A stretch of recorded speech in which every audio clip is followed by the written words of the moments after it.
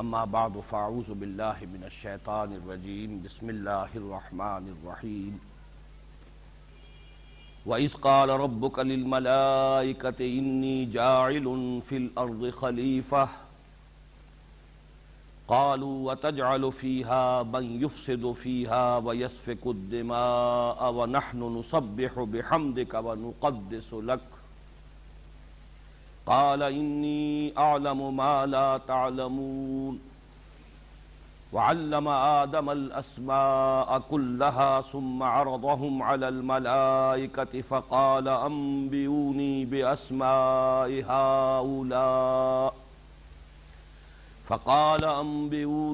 بأسماء هؤلاء إن كنتم صادقين قالوا سبحانك لا علم لنا إلا ما علمتنا إنك أنت العليم الحكيم قال يا آدم أنبئهم بأسمائهم فلما أنبأهم بأسمائهم قال ألم أقل لكم إني أعلم غيب السماوات والأرض أَلَمْ أَقُلْ لَكُمْ إِنِّي أَعْلَمُ غَيْبَ السَّمَاوَاتِ وَالْأَرْضِ وَأَعْلَمُ مَا تُبْدُونَ وَمَا كُنْتُمْ تَكْتُمُونَ وَإِذْ قُلْنَا لِلْمَلَائِكَةِ اسْجُدُوا لِآدَمَ فَسَجَدُوا إِلَّا إِبْلِيسَ أَبَى وَاسْتَكْبَرَ وَكَانَ مِنَ الْكَافِرِينَ صدق اللہ العظیم رب اشرح لی صدری ویسر لی امری واحلل عقدۃ من لسانی یفقہوا قولی اللہم ربنا الہمنا رشدنا واعذنا من شرور انفسنا اللہم ارنا الحق حقا وارزقنا اتباعہ وارنا الباطل باطلا وارزقنا اجتنابہ آمین یا رب العالمین۔ سورہ بقرہ کے پہلے 4 رکوعوں کے بارے میں یہ بات کہ یہ تمہیدی نوعیت کے ہیں اتنی مرتبہ سامنے آ چکی ہے کہ آپ حضرات کو بھی ازبر ہو چکی ہوگی۔ یہ تمہید اگر تعویل عام کو پیش نظر رکھا جائے تو پورے قرآن حکیم کے لیے ہے، اور تعویل خاص کو سامنے رکھا جائے تو پھر یہ سورہ بقرہ کے لیے تمہید ہے۔ اس کے 2 حصے، پہلے 2 رکوعوں میں 3 قسم کے انسانوں کی تفصیل، اور بقیہ 2 رکوع یعنی تیسرے اور چوتھے رکوع میں جیسا کہ میں نے عرض کیا اس سے قبل مکی قرآن کا خلاصہ۔ یہ اس اعتبار سے کہ تقریباً 2/3 قرآن جو ہے وہ مکی صورتوں پر مشتمل ہے۔ اب ترتیب مصحف میں تو پہلے یہ صورتیں آ رہی ہیں کہ جو مدنی ہیں، سورہ بقرہ، آل عمران، نساء، مائدہ، لیکن ترتیب نزولی کے اعتبار سے یوں سمجھیے کہ یہ آیات جو ہم پڑھ رہے ہیں اس وقت نازل ہوئیں جبکہ 2/3 قرآن ان سے قبل نازل ہو چکا تھا۔ جو مضامین ان 2 رکوعوں میں آئے ہیں وہ نہایت تفصیل کے ساتھ، شرح و بسط کے ساتھ، بلکہ یہ کہ جو ایمانیات ہیں ان کے ضمن میں رد و قدح، اعتراضات، ان کے جوابات اور ان پر اتمام حجت نہایت تفصیل کے ساتھ مکی صورتوں میں ہو چکی۔ یہ جو 2 رکوع ہیں ان کی بھی ایک تقسیم میں آپ کے سامنے بیان کر چکا ہوں کہ تیسرے رکوع کے نصف اول میں 5 آیات میں، کل 9 آیات پر مشتمل ہے تیسرا رکوع، 5 آیات میں پہلی آیت میں قرآن حکیم کی دعوت کا خلاصہ، یا ایھا الناس اعبدوا ربکم الذی خلقکم والذین من قبلکم لعلکم تتقون۔ ایک جملے میں، ایک آیت میں یہ قرآن حکیم کی دعوت کا خلاصہ، تمام انبیاء کرام کی دعوت کا خلاصہ، تمام رسولوں کی دعوت کا خلاصہ، اور یہی وہ مقصد ہے جو عضو قرآن تخلیق جن و انس کا ہے۔ اس کے بعد اس سمیت پھر توحید، رسالت اور معاد جو 3 بنیادیں ہیں ایمان کی، ایمانیات ثلاثہ، ان کی تفصیل آ چکی ہے۔ اور جیسا کہ ابھی میں نے عرض کیا مکی قرآن کا اصل موضوع وہی ہے، ایمانی مباحث، ایمان کی دعوت۔ اس کے بعد کچھ فلسفیانہ مضامین آئے جن میں اہم ترین ہے ہدایت و ضلالت کا اللہ کا قانون کیا ہے۔ جن لوگوں کے اپنے اندر کجی ہے، جن کی نیت میں فطور ہے، ان کو اللہ تعالیٰ اسی قرآن کے ذریعے سے گمراہ کرتا ہے، اور جن لوگوں کے اندر خلوص ہے اور وہ طالب حق ہے، طالب ہدایت ہے، اللہ تعالیٰ اس قرآن کے ذریعے سے انہیں ہدایت دیتا ہے۔ معلوم ہوا کہ اصل فیصلہ کن چیز جو ہے وہ انسان کی اپنی نیت، اس کی اپنی طلب، اس کا اپنا ارادہ ہے۔ اس کے بعد تیسیر ہے اللہ کی طرف سے، توفیق ہے، تسہیل ہے۔ جو راستہ انسان چوز کرتا ہے اپنے لیے، اللہ تعالیٰ اسے آسان کرتا چلا جاتا ہے۔ پھر یہ کہ اسی ضمن میں انسان کا جو مرتبہ ہے اور حیات انسانی، اس کی جو عظمت ہے، اس کے چار ادوار جو ایک آیت میں آئے، کیف تکفرون باللہ وکنتم امواتا فاحیاکم ثم یمیتکم ثم یحییکم ثم الیہ ترجعون، اس پر میں تفصیل سے پچھلی مرتبہ عرض کر چکا ہوں۔ علامہ اقبال کے وہ الفاظ کہ تو اسے پیمانہ امروز و فردا سے نہ ناپ، جاویداں پہم دواں ہر دم جواں ہے زندگی۔ اس کے بعد جو آیت تھی اس کا کچھ حق ادا ہونے سے رہ گیا تھا، اسی لیے میں اب اس کی آیت کو دوبارہ تلاوت کر رہا ہوں۔ هو الذی خلق لکم ما فی الارض جمیعا، وہی اللہ ہے جس نے کہ تمہارے لیے بنایا ہے جو کچھ کے زمین میں ہے کل کا کل۔ اس سے جیسا کہ میں عرض کر چکا ہوں پچھلی مرتبہ، اگلے رکوع کے مضمون کا گویا کہ یہ تمہید بنی ہے، یہ لنک ہے ان دونوں رکوعوں کے مضامین میں۔ انسان کے لیے بنایا گیا جو کچھ اس زمین میں ہے کل کا کل، اسی سے پھر خلافت کا وہ مضمون متعلق ہو جائے گا کہ جو اگلے رکوع میں بڑے اہتمام کے ساتھ، بڑی شان کے ساتھ بیان ہو رہا ہے۔ لیکن اس کا جو دوسرا حصہ تھا وہ ہے کہ جو پچھلی مرتبہ بیان ہونے سے رہ گیا، ثم استوى الى السماء، وہی ہے کہ جس نے بنایا تمہارے لیے زمین میں جو کچھ ہے کل کا کل، پھر وہ متوجہ ہوا بلندی کی طرف۔ یہ استوا کے معنی ہے برابر، سیدھے کھڑے ہو جانا۔ خط استوا وہ ہے کہ جو ہمارے اس کرۂ ارضی کو دو برابر حصوں میں تقسیم کرتا ہے، لیکن جب اس کے بعد صلہ الی کا آتا ہے، سیدھے ہو جانا کسی شے کی طرف، یعنی اس کا قصد کرنا، اس کا ارادہ کرنا، اس کی طرف متوجہ ہو جانا۔ پھر وہ بلندی کی طرف متوجہ ہوا، آسمان کی طرف متوجہ ہوا، فسواہن سبع سماوات، اور اس نے انہیں برابر کر دیا۔ یہ وہی لفظ آ گیا، سوا سے یہ تسویہ ہے، باب تفعیل سے، سوا یسوی تسویتاً، برابر برابر کر دینا، درست کر دینا، ہموار کر دینا۔ فسواہن، تو کر دیا ان کو برابر برابر، ہموار، سبع سماوات، 7 آسمانوں کی صورت میں، 7 بلندیوں کی صورت میں، وَهُوَ بِكُلِّ شَيْءٍ عَلِيمٌ، اور وہ ہر چیز کا علم رکھتا ہے۔ اس میں جو کلمہ ثم آیا ہے یہ بڑی اہمیت کا حامل ہے کہ اگرچہ عام تصور تو یہ بنتا ہے ذہنوں میں کہ پوری کائنات کی تخلیق ہوئی ہے، پھر اس میں کہیں زمین کی بھی تخلیق ہوئی ہے، لیکن قرآن مجید جس شے کو زمین اور آسمانوں سے تعبیر کرتا ہے، ان کی تخلیق میں قرآن حکیم میں جو ترتیب آئی ہے وہ یہ ہے کہ پہلے تخلیق زمین کی ہوئی، پھر یہ آسمانوں کی شکل جو ہے ایک اس کی تشکیل ہوئی ہے اور ان کی صورت گری ہوئی ہے۔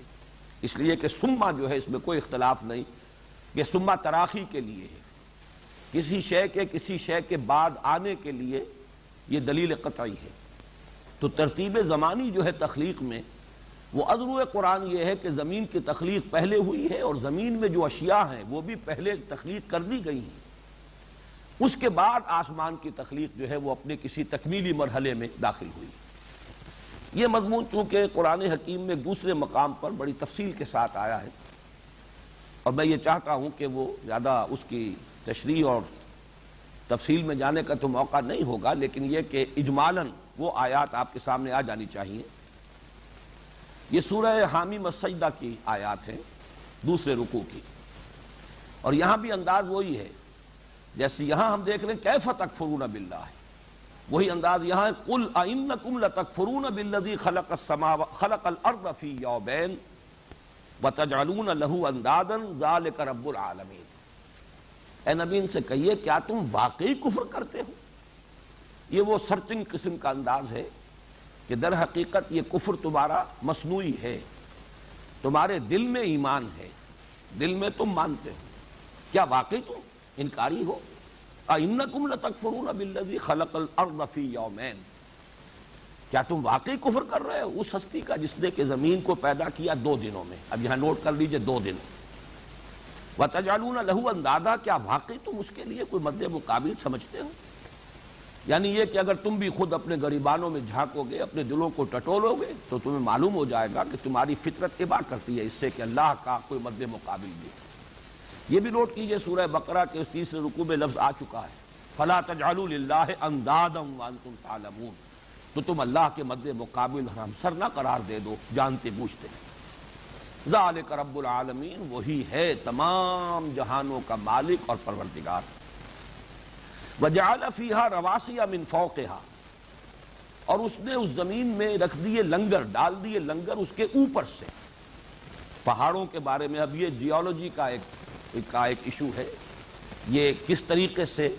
یہ ماؤنٹینز جو ہیں، یہ جو پہاڑ ہیں کس طور سے وجود میں آئے ہیں، لیکن قرآن مجید نے ایک تصور یہ بھی دیا ہے کہ جیسے اوپر سے کوئی شے گاڑی جائے، ہو سکتا ہے کوئی میٹیریلز آئے ہوں، کوئی خلا سے اس طریقے کے کا مادی جو ہے بوچھاڑ ہوئی ہو زمین کے اوپر، اور وہ زمین میں دھسی ہو اور گڑ کر پھر اس نے ان پہاڑوں کی شکل اختیار کی ہو، واللہ عالم۔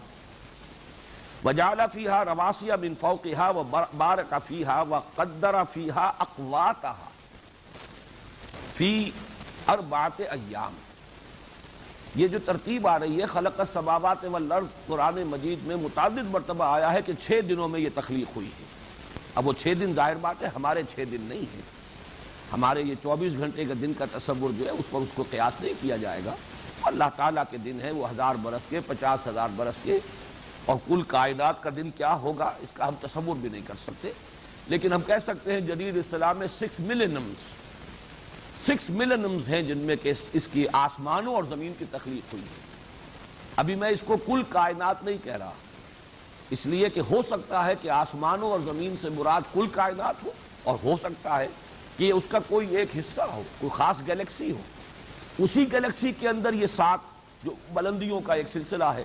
وہ اسی کے اندر مکمل ہو جاتا ہو، یہ واللہ عالم۔ جیسا کہ میں عرض کر رہا ہوں یہ تمام چیزیں ابھی متشابہات کے درجے میں ہیں۔ ہمارا علم جو ہے کاسمولوجی کا اور کریشن آف یونیورس، اس کے بارے میں ابھی تک ہماری معلومات محدود ہیں، لیکن یہ کہ میں اس وقت نوٹ کرا رہا ہوں کہ 2 دن میں فرمایا کہ زمین کی تخلیق ہوئی، پھر مزید 2 دن یعنی کل 4 دن ہو گئے جس میں اللہ نے فرمایا کہ ہم نے اوپر سے لنگر ڈال دیے زمین میں اور اس میں برکت پیدا کر دی۔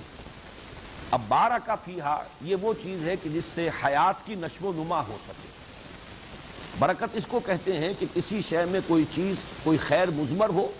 لیکن پھر اسے ظہور میں لایا جائے، ظہور پذیر ہو جائے، وہ ظاہر ہو وہ خیر، تو بارک فیہا ہم نے اس میں برکت رکھی۔ وقدر فیہا اقواتہا، اقوات جمع ہے قوت کی، قوت لا یموت، یہ غذائیں، پھر ہم نے اس میں غذائیں رکھ دیں ساری کی ساری۔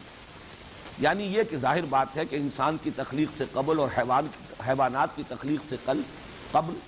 یہ جو ان کی ضروریات تھیں وہ اللہ نے پہلے پوری فرما دی، سارا حیات بخش اور حیات افزا مواد جو ہے وہ پہلے فراہم کر دیا ہے، مہیا کر دیا ہے۔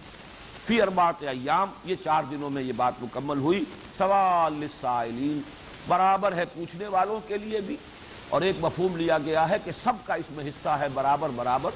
جو بھی مخلوقات ہیں گویا کہ وہ اپنے وجود سے ہی سوالی ہیں، محتاج ہیں، ہم نے ان کی تمام احتیاجات کو پورا کرنے کا سامان برابر برابر ہم نے اس میں رکھ دیا۔ پھر فرمایا ثم استوى الى السماء، یہ الفاظ ہیں جس کے لیے میں نے پھر یہ آیات جو ہیں آپ کو پڑھ کر سنائی ہیں کہ جیسے وہاں فرمایا هو الذی خلق لکم ما فی الارض جميعا ثم استوى الى السماء، تو یہاں پر 2 دنوں میں زمین کی تخلیق، پھر 2 دن اور ہیں کہ جن میں زمین میں وہ تمام حیات بخش اور حیات پرور جو اشیاء ہیں وہ فراہم کر دی گئی۔ ہم آج کی زبان میں کہہ سکتے ہیں کہ ان آرگینک کمپاؤنڈز نے آرگینک کمپاؤنڈ کی شکل اختیار کرنے میں یہ وقت لیا ہے، زمین کے اندر وہ ساری صلاحیت پیدا ہو گئی جس سے حیات جو ہے اس کا ظہور بھی ہو، اور جو زمینی حیات ہے چاہے وہ نباتاتی ہو حیواناتی ہو، اور یہ کہ پھر اس کی نشو و نما ہو، اس کو جو بھی چیزیں ضروری ہیں وہ مل جائیں۔ ثم استوى الى السماء وهي دخان، یہ لفظ بہت ہے اہم ہے،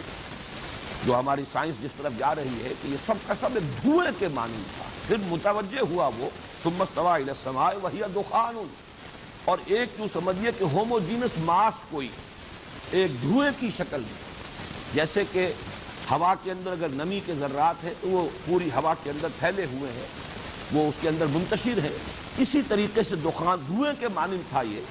جس سے کہ پھر 7 آسمانوں کی شکل پیدا ہوئی ہے۔ فقال لها والارض وللارض ائتيا طوعا او كرها، پھر اللہ نے حکم دیا اس دخان کو بھی اور اس زمین کو بھی، آؤ دونوں کو دونوں حاضر ہو جاؤ، یعنی ہمارے حکم کو بجا لانے کے لیے، ہمارے فرمان کو سننے اور اس کی اطاعت کرنے کے لیے، خواہ اپنی مرضی سے، خواہش سے اور خواہ جبرن، طوعا اور کرہا۔ قالتا اتینا طاعین، یہ گویا کہ تعبیر ہے صورتحال کی، ان دونوں نے کہا ہم حاضر ہیں اپنی پوری آمادگی کے ساتھ، طوع نفس کے ساتھ۔ فقضاہن 7 سماوات فی یومین، پھر اللہ نے ان کو برابر کر دیا، ان کے بارے میں فیصلہ کر دیا، انہیں تقسیم کر دیا 7 آسمانوں کی شکل میں 2 دن۔ گویا کہ 2 + 2 + 2 6 کی میزان جو قرآن مجید میں اجمالاً بہت مرتبہ آیا ہے، خلق السماوات والارض فی 6 ایام ثم استوى علی العرش، یہ بہت سے مقامات ہیں۔ تو یہاں اس کی تقسیم ہے، اور اس میں بھی ترتیب وہی ہے کہ زمین کی تشکیل، زمین میں جو بھی حیات بخش مواد ہے، حیات پرور جو بھی اللہ نے اس میں چیزیں پیدا کی ہیں، ان کا فراہم کیا جانا یہ پہلے ہو گیا ہے، اور اس وقت تک ابھی اس کے گرد معلوم ہوتا ہے کہ یہ جو آسمانوں نے جو شکل اختیار کی ہے یہ ابھی دخان کی شکل میں، ایک بہت بڑے ایک بادل کسی صورت میں، ایک سسپینشن کی شکل میں جو بھی مادہ تھا جس سے کہ پھر وہ آسمانوں کی تشکیل ہوئی ہے، وہ ابھی انڈیفرینشیٹڈ تھا، ابھی اس کے اندر کوئی تشکیل نہیں ہوئی تھی، ہوموجینس قسم کا ماس۔ فقضاہن 7 سماوات فی یومین واوحی فی کل سماء امرہا، پھر 2 دنوں میں اللہ تعالیٰ نے انہیں 7 آسمانوں کی شکل میں ان کو تقسیم کر دیا، اور ہر آسمان میں اللہ تعالیٰ نے جو اس کے حصے کا کام ہے اس کو وحی کر دیا۔ وَزَيَّنَّا السَّمَاءَ الدُّنْيَا بِمَصَابِيحَ، اور جو سب سے قریب کا آسمان ہے اس کو ہم نے مزین کر دیا چراغوں سے، وحفظا، اور حفاظت کا ذریعہ بنا کر، ذَلِكَ تَقْدِيرُ الْعَزِيزِ الْعَلِيمِ، یہ سارا اندازہ مقرر کیا ہوا ہے اس ہستی کا جو قدیر ہے، عزیز ہے اور علیم ہے، زبردست ہے، سب کچھ جاننے والا۔ یہی لفظ جس پر یہ مضمون یہاں ختم ہو رہا ہے اسی پر یہ لفظ وہاں ختم ہوا ہے کہ وَهُوَ بِكُلِّ شَيْءٍ عَلِيمٌ، وہ ہر شے کا علم رکھتا ہے، یعنی بنا کر وہ غافل نہیں ہو گیا ہے۔ یہ اصل میں بعض فلسفیانہ اور متصوفانہ جو فکر ہیں ان میں کچھ اس قسم کا بھی ایک خیال موجود ہے کہ بنانے والا تو وہ ہے، لیکن یہ کہ بنانے کے بعد وہ فارغ ہوا، یہ کائنات آپ سے آپ چل رہی ہے، اور وہ اس کی تفصیلات سے اسے کوئی دلچسپی نہیں ہے کہ کہاں کیا ہو رہا ہے، ہم میری اس وسیع اور اس کائنات کے کس حصے میں اس وقت کیا واقعہ ہو رہا ہے، کیا ظہور پذیر ہو رہا ہے۔ یہ تو بس ایک کریشن ہے،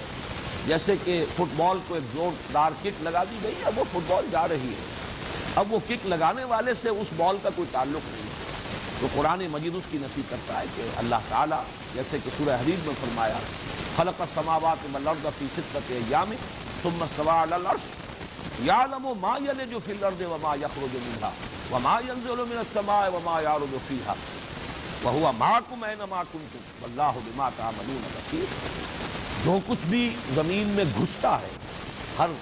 کوئی بیج گر رہا ہے اوپر سے اور زمین کے اندر چلا گیا ہے، جو مٹی میں دب گیا ہے، یا پانی کا قطرہ بارش کا جو ہے گر رہا ہے اور زمین میں جذب ہوا ہے، یعلم ما یلج فی الارض وما یخرج منها، اب اس میں ماں میں جو عمومیت ہے، جو بھی کچھ زمین میں گھستا ہے اور جو کچھ اس سے نکلتا ہے، ہر کوپل جو پھوٹ رہی ہے اور ہر بیج جو ہے اس سے جو پتیاں نمودار ہو رہی ہے، وہ سب اس کے لیے۔ وما ينزل من السماء وما يعرج فيها، اور جو کچھ آسمان سے اترتا ہے یا بلندی سے اترتا ہے، جو کچھ کے بلندیوں میں چڑھتا ہے، آسمان کی طرف عروج کرتا ہے، سب اس کے لیے۔ وهو معكم اينما كنتم، وہ کہیں اپنے ہی آپ میں علیحدہ مگن نہیں ہے، بلکہ وہ تمہارے ساتھ ہے جہاں کہیں بھی تم ہو۔ وهو بكل شيء بصیر، اور ہر چیز کو وہ خود دیکھ رہا ہے، اس کا مشاہدہ کر رہا ہے، وہ بصیر۔ یہ تصور جو ہے اس کو ذہن میں رکھ لیجیے۔ البتہ جیسا کہ میں نے عرض کیا ہے کہ ابھی یہ حصہ ضرور ایسا ہے کہ اس کے بارے میں آسمانوں کی حقیقت، 7 آسمانوں کی حقیقت، ان سے کیا مراد ہے، ابھی ہمارا جو مادی علم ہے وہ اس درجے تک نہیں پہنچا کہ اس کے بارے میں ہم کوئی تیقن کے ساتھ اور کسی تعین کے ساتھ کوئی بات کہہ سکیں. ابھی ہمیں انتظار کرنا ہوگا. اب آئیے جو آج کا ہمارا سبق ہے. وَإِذْ قَالَ رَبُّكَ لِلْمَلَائِكَةِ إِنِّي جَاعِلٌ فِي الْأَرْضِ خَلِيفَةً. اور یاد کرو یہ از کا جو کلمہ ہے، کیونکہ اب یہاں مصحف میں پہلی مرتبہ آ رہا ہے تو اس کو نوٹ کر لیجئے کہ از اور اذا یہ دو کلمات ہیں. از جو ہے وہ ماضی سے متعلق ہے، کوئی واقعہ ماضی کا اس کی طرف اشارہ کرنا ہو تو از، اور کوئی مستقبل کا معاملہ ہو جس کی طرف اشارہ کرنا ہو تو اذا. جب یہ ہو جائے، جب یہ ہو جائے گا، اذا الشمس كورت واذا النجوم انكدرت، جب یہ دھوپ جو ہے یہ سمیٹ لی جائے گی یا سورج کو لپیٹ لیا جائے گا، تو یہ تمام چیزیں جو ہیں جو قیامت کے واقعات حالات جو آنے والے ہیں وہ از آتے ہیں. لیکن از کوئی پرانا واقعہ ہے، پچھلا واقعہ ہے، اس کی طرف توجہ دلانی ہے تو یہ از یاد کرو. اور اس سے پہلے مانا جاتا ہے کہ ایک فعل امر جو ہے محذوف ہے، وذکروا یا وذکر، یاد کرو، دھیان کرو، توجہ کرو، تصور کرو. وَإِذْ قَالَ رَبُّكَ لِلْمَلَائِكَةِ، جبکہ کہا تھا آپ کے رب نے. اب یہاں ظاہر بات ہے کہ خطاب حضور سے ہے، باقی یہ کہ ہر قاری، ہر قرآن کا پڑھنے والا بھی مخاطب ہے، لیکن یہ کہ قرآن مجید نازل ہوا ہے، یہ آیات مبارکہ نازل ہوئی محمد رسول اللہ صلی اللہ علیہ وسلم پر، تو مخاطب اول حضور. وَإِذْ قَالَ رَبُّكَ لِلْمَلَائِكَةِ، اور یاد کرو جبکہ کہا تھا تمہارے رب نے فرشتے. یہ رکوع جو ہے جیسا کہ میں نے پہلے عرض کیا ہے، فلسفے اور حکمت قرآنی کا یہ ایک بہت اہم باب ہے، اور اس کا اکثر و بیشتر حصہ وہ ہے کہ جو آدم اور ابلیس کی سرگزشت پر مشتمل ہے. اور یہاں پھر نوٹ کر لیجئے کہ مصحف میں تو یہ پہلی مرتبہ آ رہا ہے واقعہ، لیکن مکی قرآن میں 6 مرتبہ یہ آتا ہے. اور اس کی بڑی ایک عجیب ترتیب ہے، وہ دلچسپی کیونکہ اس کے ساتھ ہوگی آپ کو بھی، اور اس کے حوالے سے یاد رہ سکے گا. قرآن مجید کے بالکل وسط میں سورہ بنی اسرائیل اور سورہ کہف، یہ گویا کہ یوں ہی ہوئی دو صورتیں ہیں بالکل وسط. سورہ بنی اسرائیل میں بھی تذکرہ ہے، سورہ کہف میں بھی تذکرہ. اور عجیب بات یہ کہ دونوں کے بالکل وسط میں دونوں صورتیں 12 رکوعوں پر مشتمل ہیں، اور یہ 7واں رکوع شروع ہوتا ہے دونوں کا ان الفاظ سے کہ جبکہ کہا تھا آپ کے رب نے فرشتوں سے کہ جھک جاؤ، سجدہ کرو آدم. پھر سورہ بنی اسرائیل سے ایک سورت ادھر چھوڑ دیجئے پیچھے کی طرف، ابتدا کی طرف آئیے تو سورہ نحل چھوڑ دیجئے تو سورہ ہجر آتی ہے، اس میں بڑی تفصیل کے ساتھ یہ قصہ آدم اور ابلیس. سورہ کہف سے ادھر چلیے آگے کی طرف تو سورہ مریم ہے، اس میں نہیں ہے، لیکن اس کے بعد سورہ طٰہٰ ہے، اس میں بھی بڑی تفصیل سے یہ واقعہ ہے. تو تقریباً یہ 4 مرتبہ تو یہ قصہ آدم و ابلیس جو ہے یہ قرآن مجید کے وسط میں. پھر یہ کہ 2 حصے جو ہیں وہ بھی ایک بڑی سیمیٹریکل ڈسٹریبیوشن ہے. شروع سے 8واں پارہ، اس میں آپ کو سورہ اعراف کا دوسرا رکوع بڑی شرح و بسط کے ساتھ یہ واقعہ ملے گا. ادھر سے واپس آئیں گے تو 8واں پارہ، 30ویں سے واپس گنتی کیجئے تو 8واں جو ہے وہ 23واں پارہ بنے گا. اس میں سورہ صاد میں پھر وضاحت کے ساتھ یہ موجود ہے. تو بہت ہی سیمیٹریکل ڈسٹریبیوشن ہے اس قصہ آدم و ابلیس کی قرآن مجید. لیکن یہ 6 کے 6 مقامات جو میں نے آپ کو گنوائے ہیں یہ مکی صورت بالاتفاق یہ ہے مدنی صورت کہ جس میں اس واقعے کا پھر ایک مرتبہ جو ہے وہ خلاصہ دیا جا رہا ہے. البتہ ذرا جو عنوانات ہیں آج کے اس حصے میں اس کو ذرا نوٹ کر لیں. پورے رکوع کے میں آپ کہہ سکتے ہیں کہ 5 مضامین بیان ہیں. سب سے پہلے یہ کہ آدم اور ان کی ذریت کا اصل مقام اور مرتبہ کیا ہے، یعنی خلیفۃ اللہ فی الارض، یہ ان کا مقام ہے، بہت بلند مقام ہے آدم کا. پھر یہ کہ اس خلافت کی بنیاد کیا ہے، اساس کیا ہے. اہل اگر ہوئے ہیں آدم اور ان کی ذریت خلافت ارضی کے تو وہ کس بنیاد پر. یہ 2 مضامین جو میں نے گنوائے ہیں یہ ایکسکلوسیو ہیں اس مقام پر. بقیہ 6 مقامات جو میں نے گنوائے ہیں ان میں یہ 2 مضامین آپ کو نہیں ملیں. البتہ ان میں سے 3 مقامات پر ایک اضافی مضمون ملے گا جو یہاں نہیں ہے. اس طریقے سے قرآن مجید میں یہ چیزیں اگر آئی ہیں بائی ریپیٹیشن تو یہ نہ سمجھیے کہ وہ خالص ریپیٹیشن ہے، تکرار محض نہیں ہے. ہر جگہ پر کوئی نئی بات ہے، ہر جگہ کوئی نئی شان ہے. پھر جس کانٹیکسٹ میں وہ اس صورت میں مضمون آیا ہے اس کے حوالے سے، اس کے عمود اور اس کے مرکزی مضمون سے اس کا خصوصی ربط ہے. کہ اس کانٹیکسٹ میں رکھ کر دیکھیں گے تو اس سے کوئی اور رہنمائی اور علم اور حکمت کے جو ہے نئے گوشے جو ہیں وہ نمودار ہوتے ہیں۔ اور وہ جو میں عرض کر رہا ہوں کہ جو اس مقام پر نہیں ہے وہ ہے تخلیق انسان۔ مادہ تخلیق کیا ہے وہ آپ کو جیسا کہ میں ابھی عرض کروں گا کہ وہ سورہ ہجر، سورہ صاد اور سورہ اعراف میں ہے، باقی تین وہ مقامات بھی اس سے خالی ہیں اور اس جگہ بھی یہ مضمون موجود نہیں، تخلیق انسان۔ بہرحال آدم اور ذریت آدم کا مقام اور مرتبہ یعنی خلافت عرضی۔ نمبر 2، خلافت کی اساس علم، وعلم آدم الاسماء کلھا۔ یہ دو چیزیں ایکسکلوسیو، اور یہ جیسا کہ میں نے ابھی عرض کیا اور جیسا کہ ان عنوانات سے خود بخود واضح ہو رہا ہے، فلسفہ اور حکمت کے یہ اہم اور اساسی مضامین ہیں۔ پھر جو مضمون آتا ہے وہ ہے تمام فرشتوں کو سجدے کا حکم حضرت آدم کے سامنے سجدہ کرنا، تفصیل بعد میں آ جائے گی۔ یہ ان 7 کے 7 مقامات ہیں، 6 وہ مکی مقامات اور 7واں یہ مدنی صورت ہے سورہ بقرہ جو ہم پڑھ رہے ہیں۔ اس کے بعد جنت میں آزمائشی قیام حضرت آدم اور ان کی زوجہ حضرت حوا سلام علیہما، ان دونوں کا آزمائشی مقام، آزمائشی کہنے یا ایک طرح کی ڈیمانسٹریشن کے لیے، تربیت کے لیے، وہ یہ کہ ان کو یہ معلوم ہو جائے کہ ہماری تخلیق میں بھی کچھ خلا ہے، کوئی کمزوری ہے، خلق الانسان ضعیفا، اور اس خلا اور اس کمزوری سے ہمارا دشمن ازلی ہے ابلیس، جو بھرپور فائدہ اٹھانے کی کوشش کرے۔ اس کا ایک تجربہ انہیں کرا دیا گیا۔ اس کا ذکر جو ہے وہ بھی موجود ہے سورہ طٰہٰ میں اور سورہ اعراف میں بڑی شرح و بسط کے ساتھ، بلکہ یہاں سورہ بقرہ میں اتنی تفصیل کے ساتھ ہے۔ سب سے زیادہ یہ مضامین جو ہے نہایت اہتمام اور شان کے ساتھ جو آئیں وہ سورہ اعراف، اور سورہ اعراف جو ہے ان 6 مکی صورتوں میں سے یہ سمجھیے کہ ترتیب نزولی کے اعتبار سے آخری دور کی، گویا کہ وہ ملحق ہو جائے گی زمانہ نزول کے اعتبار سے سورہ اعراف اور سورہ بقرہ میں زیادہ فرق نہیں۔ پھر یہ کہ آخری بات، اور وہ یہ کہ کس طریقے سے ابلیس نے حضرت آدم کو دھوکہ دیا، ورگلایا، اغوا کیا، اور پھر جو اس کے بعد اللہ تعالیٰ کی طرف سے حبوط آدم کا حکم، اور یہ کہ آخری چارٹر جو دیا گیا ہے کہ اب زمین کا چارج سنبھالو۔ جیسے کسی وائس رائے کو اگر کبھی برطانوی حکومت بھیجتی تھی ہندوستان تو پہلے اس کی کوئی بریفنگ، اس کے لیے کوئی تعلیم، اس کو تمام حالات سے واقف کرانے کا یقیناً اہتمام ہوتا ہوگا، اور پھر وہ اپنا کوئی چارٹر لے کر یہاں آتا ہوگا کہ تمہارے حقوق کیا ہیں، اختیارات کیا ہیں، کہاں کون کون سے معاملات تمہیں لازماً ریفر کرنے ہوں گے مرکزی حکومت کو،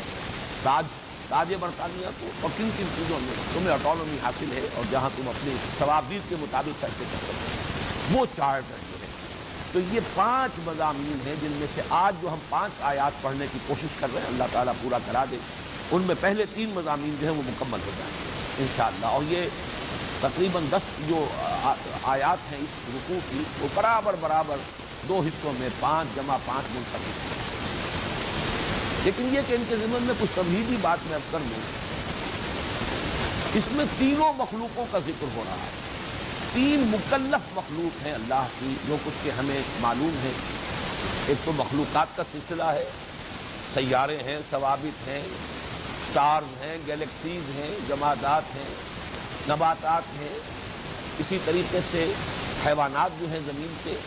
یہ مکلف نہیں ہے۔ مکلف کس معنی میں؟ مکلف جو ہے یہ اس میں مفہوم تکلیف، رسپانسبل، جن پر کوئی ذمہ داری ڈالی گئی، جنہیں کوئی شعور اور ارادہ دیا گیا، جو کسی اپنے شعور ذات بھی رکھتے ہیں کہ ہم ہیں، اپنے وجود کا شعور رکھتے ہیں، اور پھر یہ کہ ان پر کوئی ذمہ داری بھی ہو اور مسئولیت بھی۔ وہ عوامر اور نواہی، احکام کے اور جن چیزوں سے روکا گیا ہے اس کے مخاطب بنائے گئے ہیں، اور اس کا پھر ان پر محاسبہ۔ یہ 3 ہیں صاحب شعور یا خود شعوری رکھنے والی مخلوقات اللہ کی،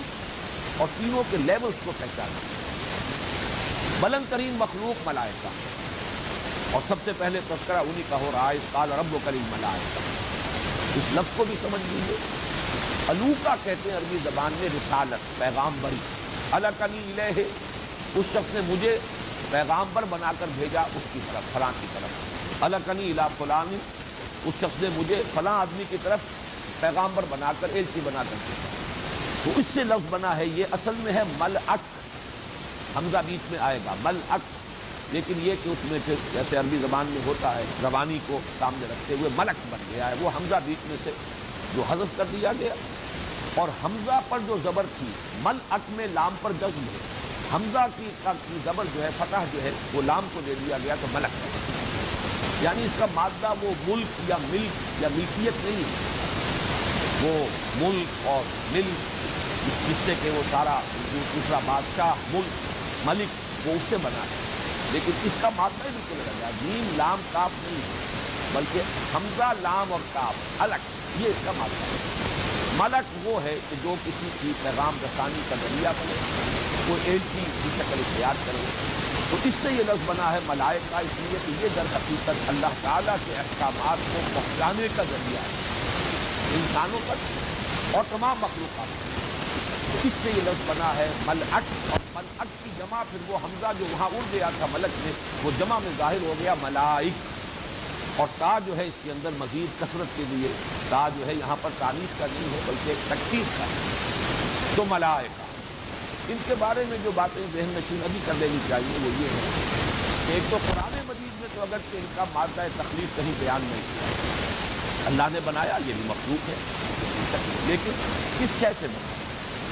البتہ حدیث میں موجود ہے، حضرت عائشہ صدیقہ رضی اللہ تعالی عنہ سے مروی ہے، مسلم شریف میں روایت ہے، اللہ تعالیٰ نے فرشتوں کو نور سے بنایا، یہ اللہ کی برگزیدہ ہستیاں ہیں، نورانی ہیں، لطیف ترین وجود کی حامل ہیں، لیکن صاحب تشخص ہستیاں ہیں، ان کو ایک خاص دور میں یہ سمجھا گیا کہ یہ صرف فورسز آف دی نیچر کا نام ہے، ان کا کوئی تشخص نہیں ہے، کوئی پرسونیفائڈ ایگزسٹنس نہیں ہے، یہ گمراہی ہے اور سلف کے تمام اجماع کے خلاف، یہ صاحب تشخص ہے اور مشخص وجود علیحدہ، لیکن بہت لطیف شے مختلف شکلیں اختیار کر سکتی ہے، لہذا فرشتے بھی مختلف صورتوں میں ظاہر ہو سکتے ہیں، جیسے کہ ثابت ہے کہ حضرت جبرائیل بعض اوقات انسانی شکل میں آتے تھے، حدیث جبرائیل مشہور ترین حدیث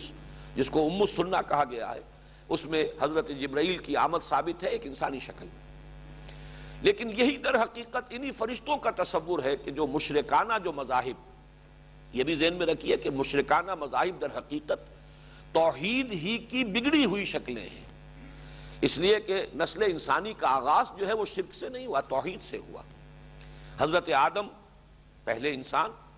اور وہ موحد کامل، وہ اللہ کے نبی، لہذا یہ نہ سمجھیے کہ نسل آدم نے جو آغاز کیا ہے، یہ بھی مغربی جو فلسفہ ہے اور جس انداز سے انسان کے تمدن کے ارتقاء کے مراحل بیان کیے جاتے ہیں تو معلوم ہوتا ہے میری جہالت ہی جہالت تھی، اگنورنس تھی، کچھ معلوم نہیں تھا، وحشت ہی وحشت تھی، مادی اعتبار سے وہ اپنی جگہ پر صحیح ہو سکتا ہے، لیکن جہاں تک اس فکر کا تعلق ہے، اللہ کو پہچاننے کا تعلق اور اس کی توحید کا معاملہ، یہ تو اول روز سے کامل تھا، بعد میں اس میں تنزل ہوا ہے کہ انسان مظاہر پرستی کی طرف، عناصر پرستی کی طرف، وہ جہالت ہے انسان کی، لیکن یہ کہ علم سے جہالت کی طرف گیا ہے، انسان جہالت سے علم کی طرف نہیں آ رہا ہے، مادی اعتبار سے کہا جا سکتا ہے کہ انسان مادی علوم کے اعتبار سے، سائنٹیفک نالج کے اعتبار سے جہالت سے علم کی طرف آ رہا ہے، لیکن یہ جو اصل ہدایت ہے جو اس رکوع کے آخر میں آئے گا فَإِمَّا يَأْتِيَنَّكُم مِّنِّي هُدًى، اس ہدایت کے اعتبار سے تو وہ جو علم ہے صحیح، اس سے در حقیقت انسان نے تنزل کیا ہے کہ وہ شرک کی طرف گیا، اور اس شرک کی جہاں شکل یہ ہوئی کہ مظاہر فطرت کو انسان نے پوجنا شروع کیا، جہاں عناصر جو ہے اس کے معبود بن گئے، وہیں یہ ملائکہ کے بارے میں اس کا تصور جو ہے اس میں یہ گمراہی پیدا ہوئی کہ انہوں نے یہ سمجھا کہ یہ صاحب اختیار ہستیاں ہیں، لہذا ان کی بھی کچھ پوجا پاٹ ہونی چاہیے، کچھ ان کو بھی اختیار حاصل ہے، بہت بزرگ ہستیاں ہیں،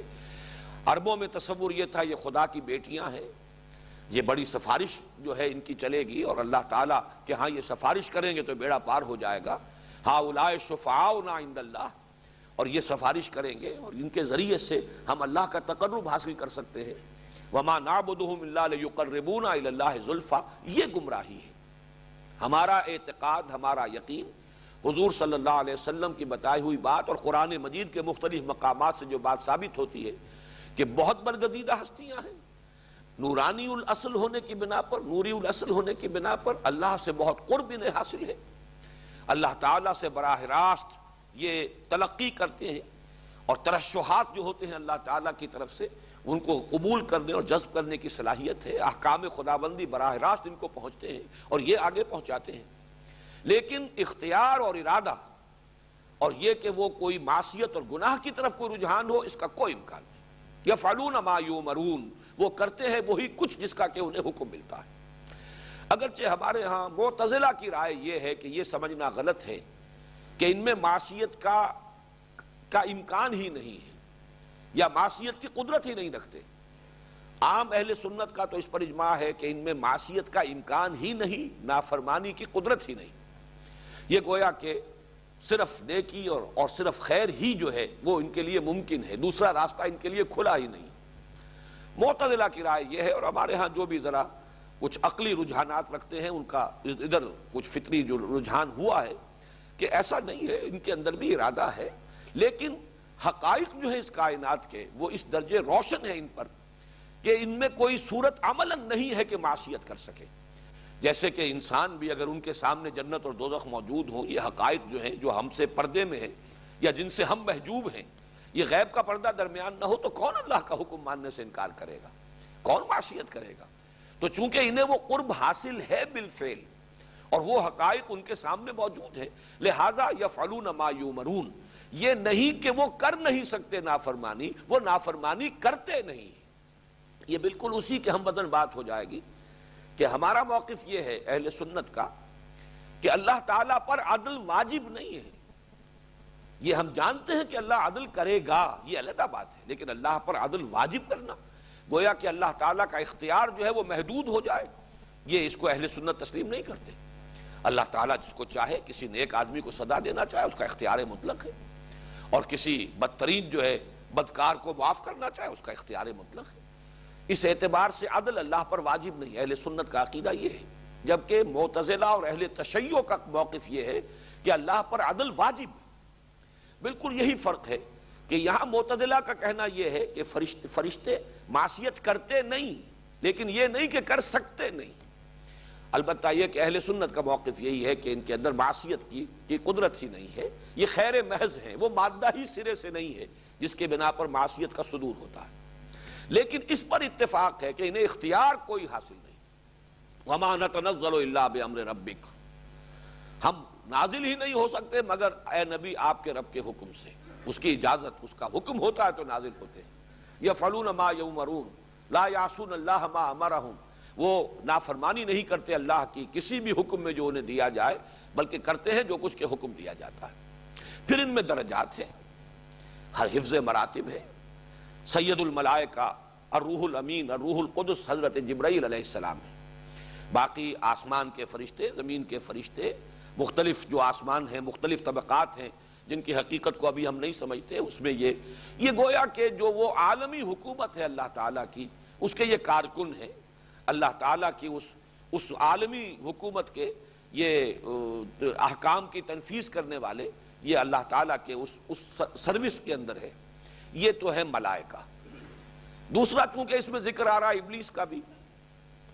ابلیس کے بارے میں یہاں اس کی صراحت نہیں ہے، لیکن سورہ کہف میں جہاں یہ مضمون آیا ہے اس میں وضاحت کر دی گئی ہے، کان من الجن ففسق عن امر ربی، وہ جنات میں سے تھا، اور فا یہاں پر آ رہا ہے سبب، پس اس نے اپنے رب کے حکم سے سرتابی کی، نکل بھاگا اپنے رب کے حکم سے۔ فسق کا مفہوم میں بیان کر چکا ہوں، کسی شے کا کسی دوسری شے سے خرابی کے ساتھ خارج ہونا، نکلنا، نکل بھاگنا، اللہ کی اطاعت سے، اللہ کی فرما برداری سے نکل بھاگا، ففسق عن امر ربی۔ لیکن یہ کہ ان کا مادہ جو ہے تخلیق وہ نار ہے، یہ صراحت کے ساتھ قرآن مجید میں آیا ہے، بلکہ تقابل بار بار آیا ہے۔ انسانوں کی تخلیق مٹی سے ہوئی ہے، کرسٹ آف دی ارتھ، حیوانات ارضی جو ہے، اور ان میں انسان جو ہے ٹاپ پر ہے، اور لیکن جب جنات کا تعلق ہے وہ در حقیقت آگ کی لو سے، شعلہ جو ہے، اس شعلے کا ایک حصہ تو وہ ہوتا ہے جو نظر آتا ہے، لیومینس ہے، اور ایک وہ ہے جو نظر نہیں آتا، انویزیبل حصہ، اور وہاں ہوتی ہے سب سے بڑھ کر حرارت کی شدت۔ تو وہ جو ہے لو شمع حقیقت کی اپنی ہی جگہ پر ہے،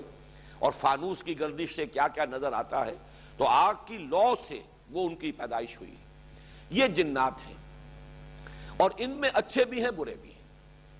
مادہ تخلیق کے اعتبار سے یہ انسانوں سے برتر اور ملائکہ سے کمتر ہیں، لیکن ایک قرب انہیں حاصل ہے ملائکہ کے ساتھ، اس لیے کہ نار اور نور میں زیادہ فرق نہیں ہے۔ لفظی اعتبار سے بھی حروف اصلی ایک ہی ہیں۔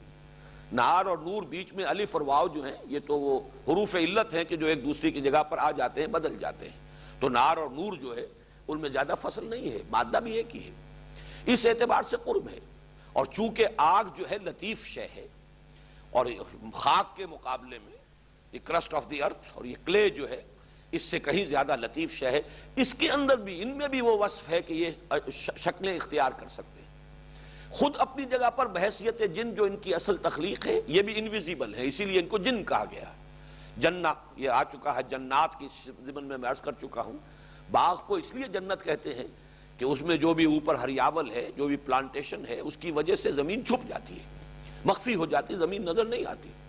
تو جن وہ ہیں جو نظر نہیں آتے، غیر مرئی وجود ہے ان کا، لیکن چونکہ ان کا بھی مادہ تخلیق لطیف ہے، یہ بھی شکلیں بدل سکتے ہیں، انسانی صورت میں آ سکتے ہیں، حیوانات کی شکل اختیار کر لیتے ہیں، اور بعض احادیث سے معلوم ہوتا ہے کہ خاص طور پر سانپوں کی شکل یہ اختیار کرتے ہیں۔ یہ موطا امام مالک کی حدیث میں ایک بڑا واقعہ بھی ہے، اہم جو بیان ہوا ہے۔ حضور نے فرمایا بھی کہ لوگوں مدینے میں اگر کوئی سانپ کہیں ظاہر ہو تو پہلے اسے وارن کیا کرو، فوراً اسے ہلاک نہ کیا کرو، اس لیے کہ ان میں بہت سے وہ ہیں کہ جو جن ہیں اور جنہوں نے سانپ کا روپ دھرا ہوا ہے۔ بہرحال یہ دوسرا ہے، اور ان میں جو قرب ہے اسی کی وجہ سے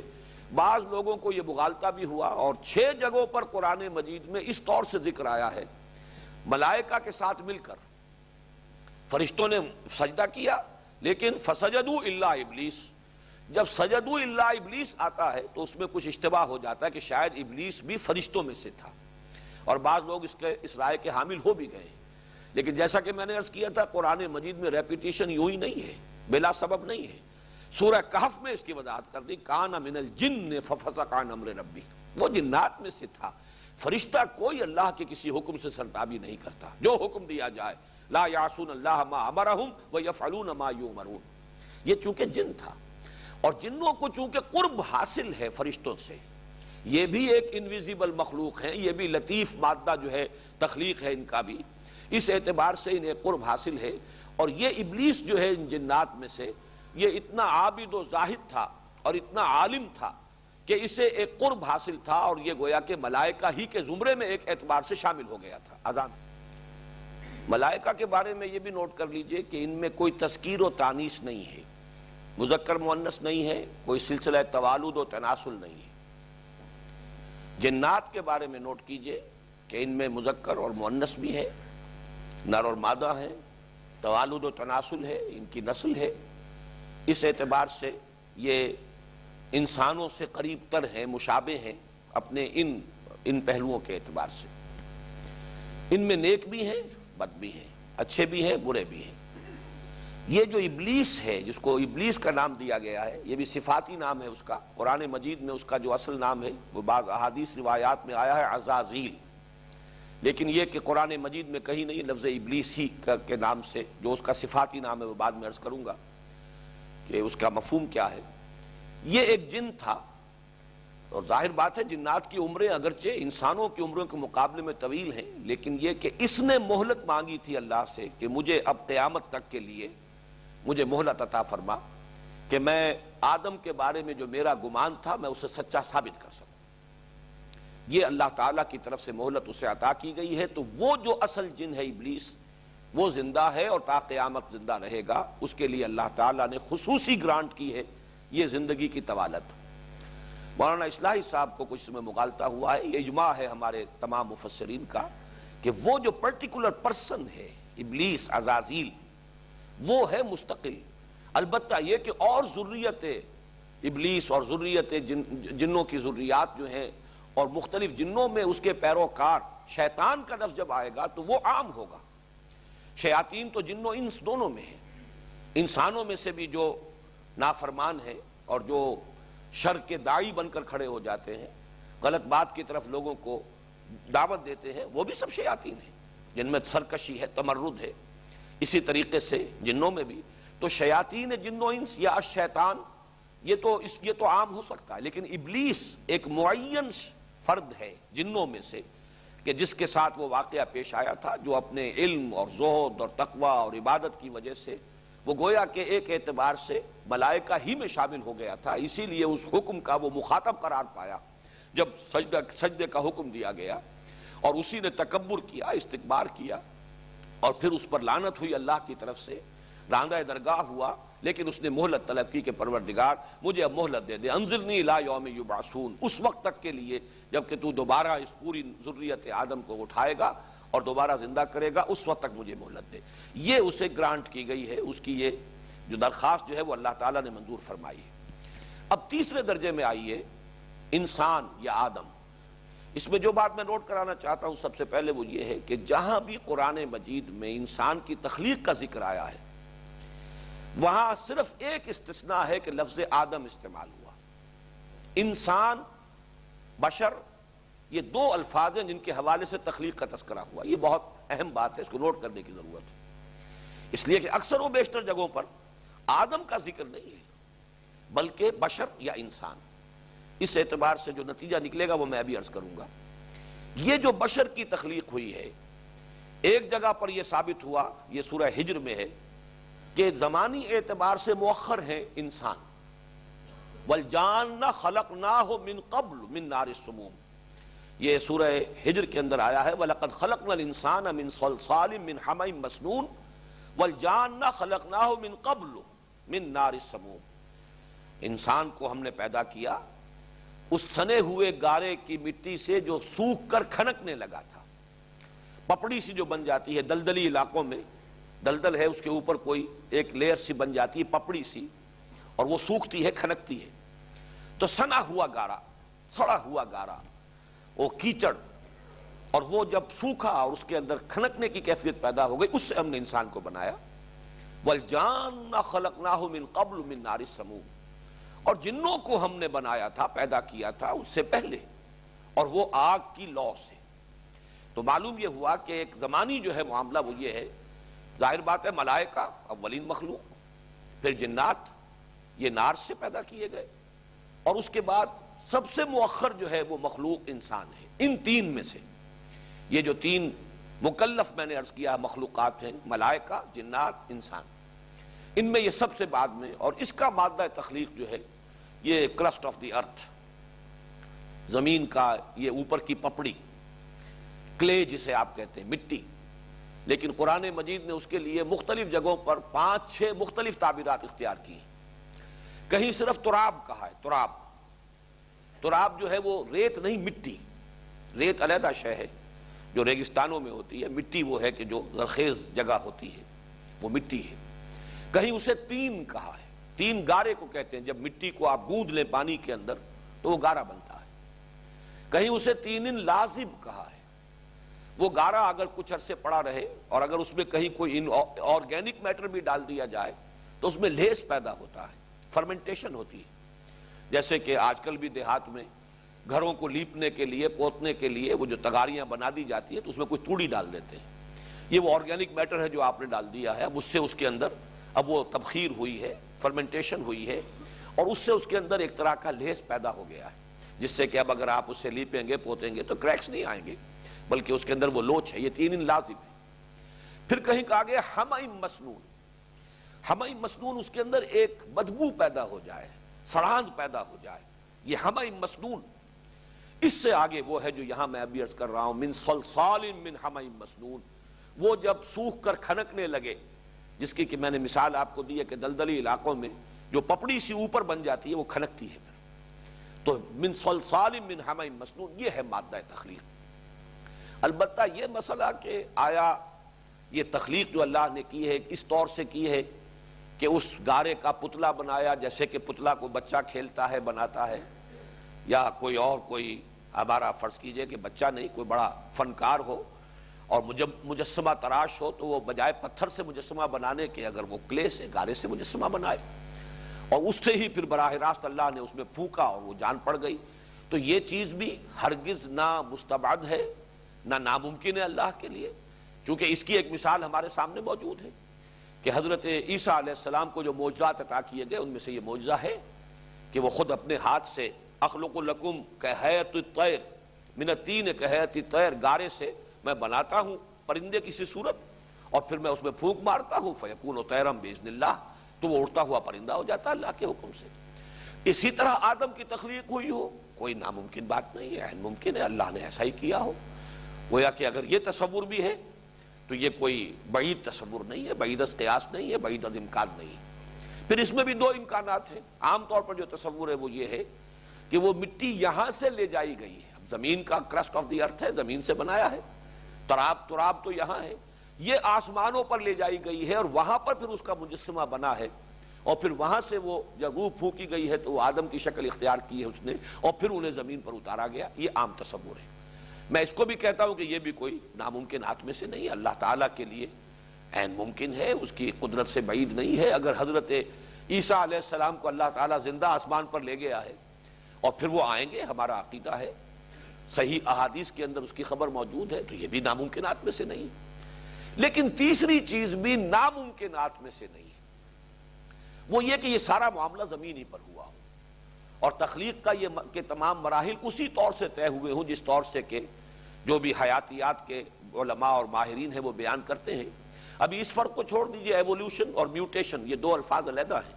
لیکن ان دونوں میں فرق نہیں ہے اس اعتبار سے کہ وہ اس کو تو تسلیم کرتے ہیں کہ زمین میں تدریجاً یہ حیوانات کا ایک سلسلہ جو ہے اس نے ترقی پائی ہے۔ البتہ یہ کہ لوور سپیشیز سے ہائر سپیشیز کیسے وجود میں آئی، یہ مسئلہ وہ ہے جو ابھی تک حل نہیں ہو سکا،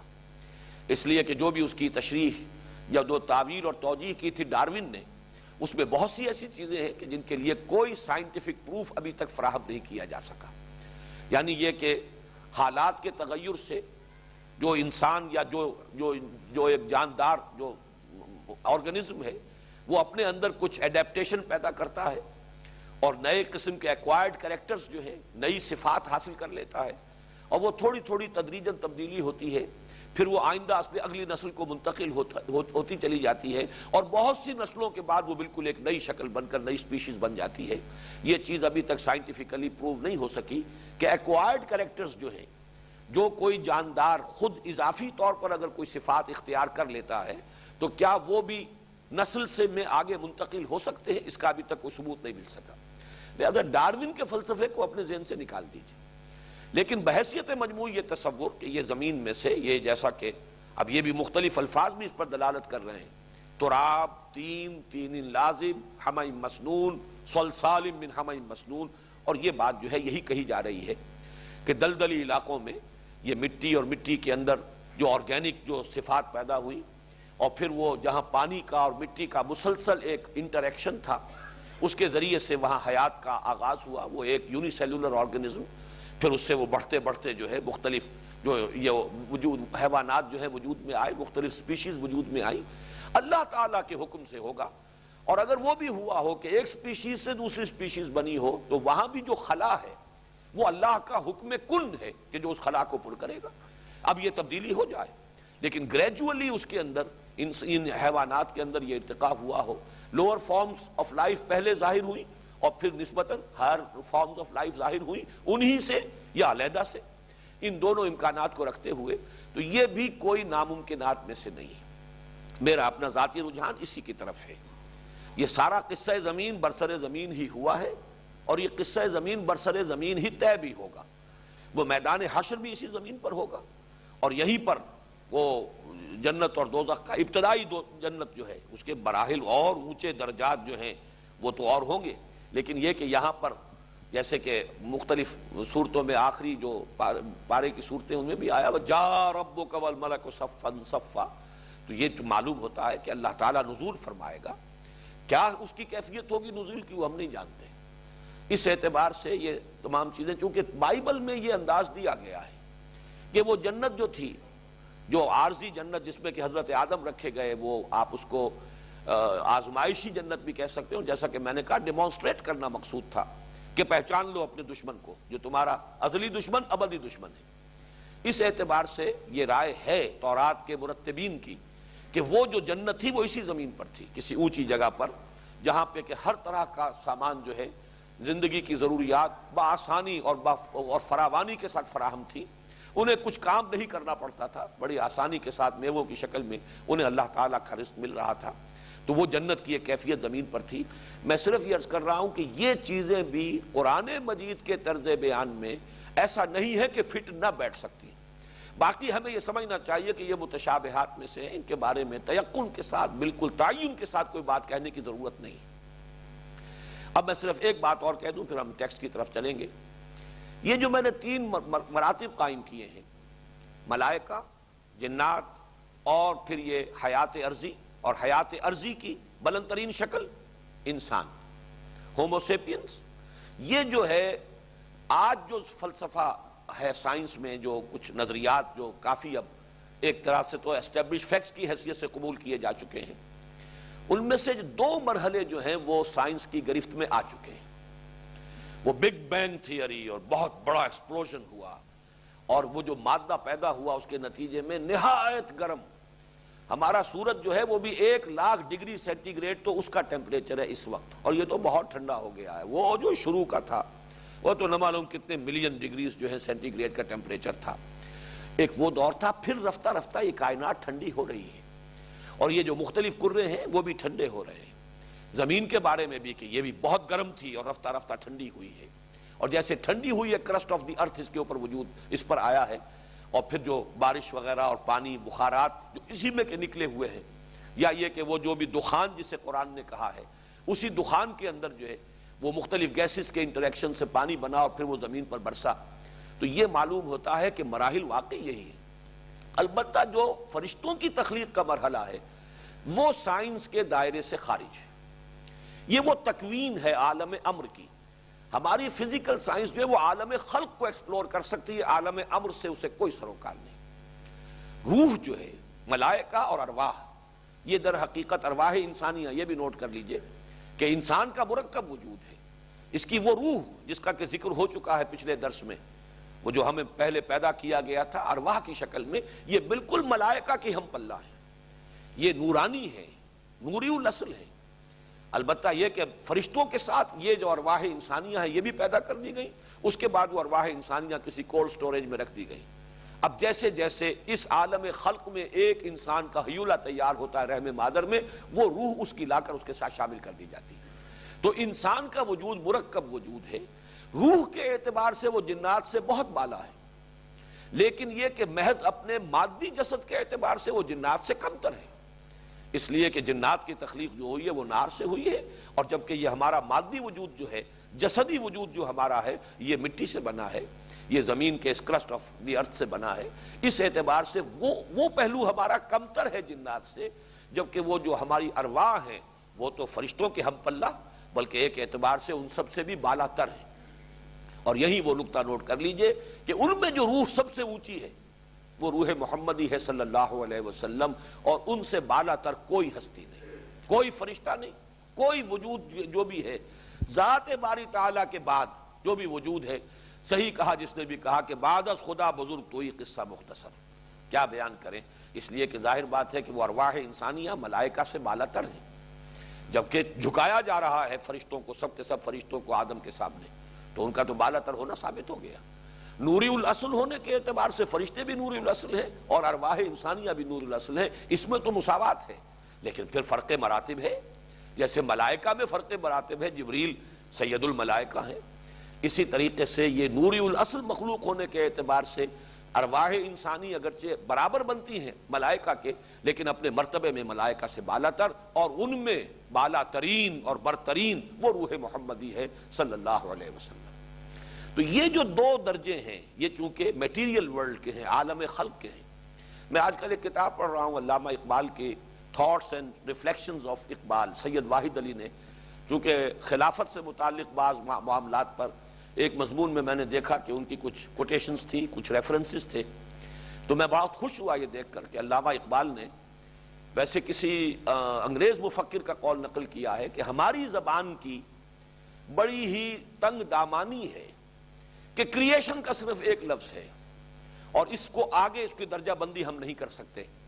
علامہ اقبال نے ریفر کیا ہے کہ واقعہ یہ ہے کہ عربی زبان اس اعتبار سے بہت رچ ہے کہ قرآن نے 2 اصطلاحات استعمال کی ہیں، عالم امر، عالم خلق۔ تو جو چیزیں میں بیان کرتا رہا ہوں ان دونوں کے حوالے سے علامہ اقبال کی تحریر کے اندر بھی وہ بات مجھے ملی ہے، خلق اور امر یہ دو عالم ہیں بالکل جدا. جو بھی یہ میٹیریل ورلڈ ہے، ورلڈ آف میٹر، وہ ہے عالم خلق، لیکن عالم امر اس سے ماورا ہے، بالا تر ہے. وہ ہماری فزیکل سائنس کی ریسرچ اور اس کی جو بھی دریافت ہے اس کے دائرے میں وہ آتا ہی نہیں. اس تک ہماری ان جو بھی ہمارے ذرائع ہیں علم کے، سائنٹیفک نالج کے، وہاں تک ان ذرائع کی رسائی نہیں ہے. تو ارواح انسانیہ اور ملائکہ ان کا تعلق عالم امر سے. یہی وجہ قرآن مجید میں ارواح کی تخلیق کا تذکرہ نہیں کیا، ملائکہ کی بھی تخلیق کا تذکرہ قرآن میں کہیں نہیں ہے. نفی تو کی گئی ہے کہ یہ کہتے ہیں کہ ان کو مؤنث بنایا اللہ نے، تو کیا یہ موجود تھے جب ہم نے ملائکہ کو بنایا؟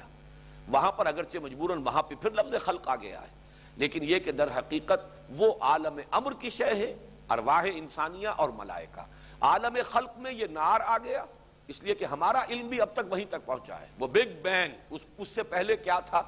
اس کو انسانی علم جو ہے نہ جان سکا ہے نہ جان سکے گا. ہمارا علم تو وہیں بگ بینگ سے شروع ہوا ہے،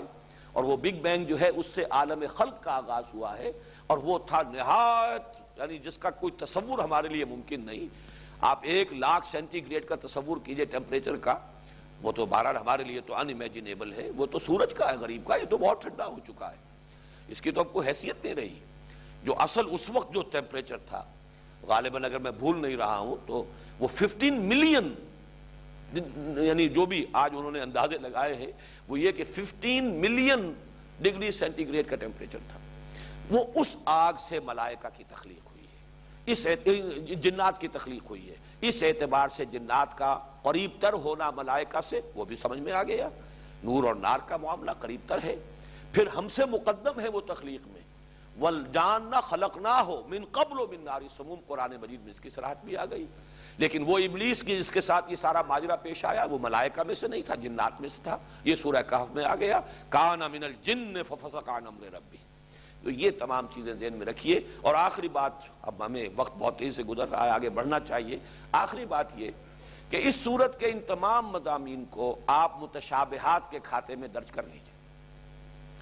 یہ کیسے ہوا ہے، کب ہوا ہے، بس اس کا جو نتیجہ نکلتا ہے اسے تو مضبوطی سے تھامنا ہے ہم نے. لیکن یہ کہ ہمارے تصور سے ماورا ہیں یہ باتیں جو ہوئی ہیں، اور ظاہر بات ہے استعاراتی انداز ہے، اس لیے کہ اللہ کا قول بھی ایسا نہیں ہے جیسے میں آپ سے کوئی بات کہہ رہا ہوں یا آپ ایک دوسرے سے کوئی بات کہیں. اللہ کا کلام، اس کی کیا شان ہوگی. اس قال ربک للملائکہ، اللہ نے کہا، کیسے کہا. بعض جگہوں پر قرآن مجید میں یہ وضاحت کی گئی ہے، اللہ تعالیٰ جب کلام فرماتے ہیں تو اتنی دہشت ملائکہ پر طاری ہو جاتی ہے کہ بے ہوش ہو کر گر پڑتے ہیں. وہ تو اس کے بعد جو ہے ان میں سے جو بھی ملائکہ مقربین ہیں وہ کچھ سمجھتے ہیں بات کو. اس قدر اللہ تعالیٰ کی خشیت اور اس وقت دہشت کی کیفیت ہوتی ہے. ماذا قال ربکم،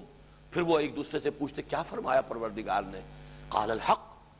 وہ کہیں گے کہ حق کہا، جو کچھ کہا. تو معلوم یہ ہوا کہ اس کو اس طریقے سے نہ سمجھیے، یا جیسے حضرت آدم کو سجدہ کرایا گیا تو جیسے کوئی دربار لگا ہوا ہے اور وہ دربار میں وہ سامنے دیکھ رہے ہیں کہ آدم تشریف فرما ہے اور فرشتے سب جھک گئے. اس کو اس طریقے سے کہیں آپ کو اپنے ذہن میں اس کا خاکہ، اس کی تصویر، وہ انسانی جو واقعات جیسے ہوتے ہیں ہمارے مشاہدے اور تجربے کے، اس طرح کا کوئی نقشہ اپنے ذہن میں نہ بنا لے. یہ سب وہ استعاراتی کلام ہے. ہوا ہے یہ اسی انداز میں ہوا ہے، لیکن کیسے ہوا ہے اس کو ہم نہیں سمجھ سکتے. اور جو کچھ کہ اس سے نتیجہ نکالنا ہے بس وہ ہے اصل شے. اس کا محکم حصہ، اس کا شہد جو آپ نے نکال لینا ہے وہ اس کا نتیجہ ہے. اور وہ نتیجہ کیا ہے؟ پہلے حصے کے نتیجے دو ہیں. آدم کا مقام خلیفۃ اللہ فی الارض. نمبر دو، اس خلافت کی اصل بنیاد علم الاسماء ہے جو آدم کو دے دیا گیا. فرمایا وَإِذْ قَالَ رَبُّكَ لِلْمَلَائِكَةِ إِنِّي جَاعِلٌ فِي الْأَرْضِ خَلِيفَةً. اور یاد کرو جب کہ کہا تھا آپ کے رب نے فرشتوں سے میں بنانے والا ہوں زمین میں خلیفہ. اب اس خلیفہ کے لفظ پر بڑی بحث ہوئی ہے. ویسے تو لفظ خلف پیچھے آنے والا خلیفہ، جانشین خلیفہ ہوتا ہے، لیکن یہ کہ اس کا استعمال جو ہے کثرت کے ساتھ وہ نائب کے لیے،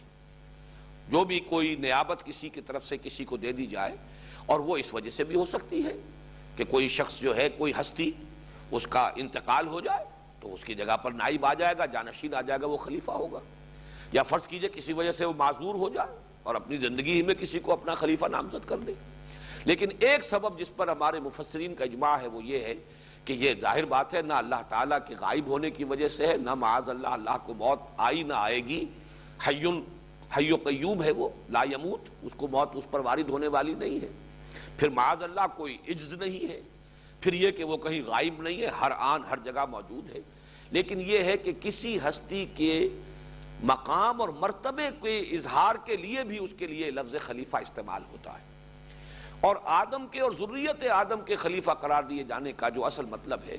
وہ یہ ہے کہ اللہ تعالیٰ نے اگرچہ غائب نہیں ہے، وہ حاضر ہے ہر جگہ، ہوا معکم اینما کنتم،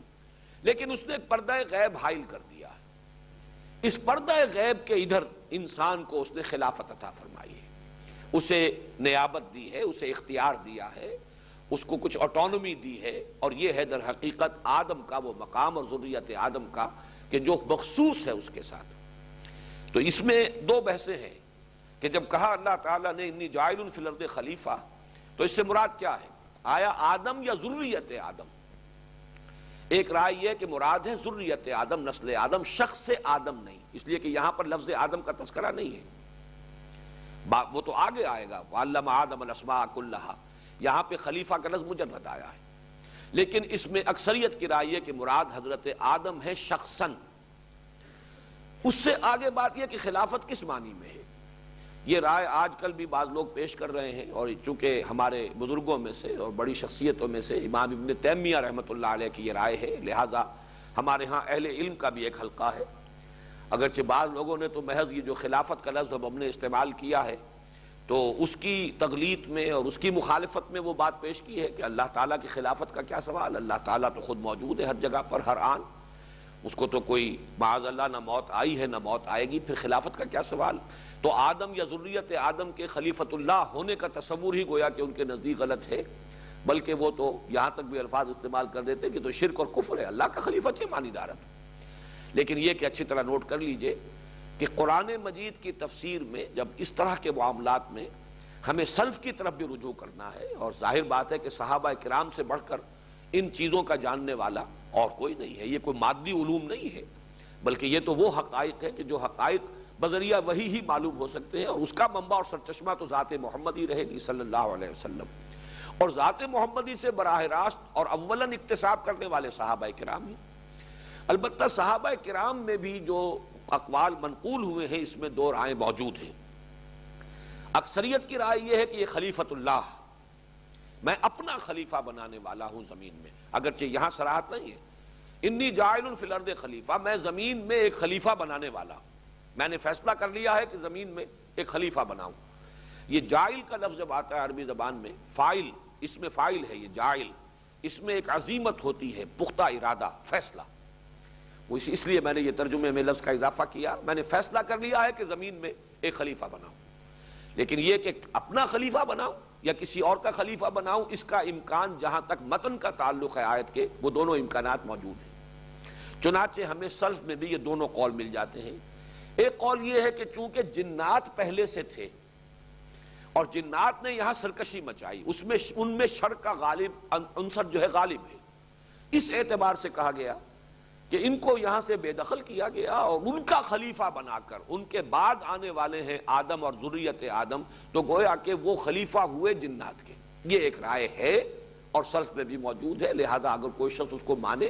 تو مجھے اس پر کوئی نکیر نہیں ہوگی، لیکن یہ کہ دوسری رائے کی نفی کرنا یہ در حقیقت زیادتی ہے، اس لیے کہ صحابہ کرام میں بھی وہ دوسرا قول زیادہ مقبول ہے کہ یہ اللہ تعالیٰ کے خلیفہ، اللہ کا خلیفہ بنایا گیا حضرت آدم کو۔